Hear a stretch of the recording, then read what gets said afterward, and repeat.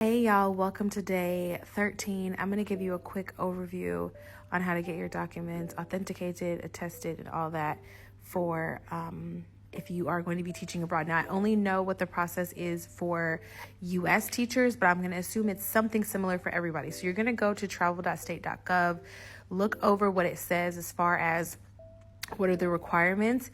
Make sure you pay attention to how your documents are notarized. That is the very first step, is you must get them notarized before you do anything. And as you can see at that first part, it gives you the details of how you need to move forward, depending on how you get it notarized. Then if you're coming with a partner, babies, all that, these are the requirements for how you get those attested.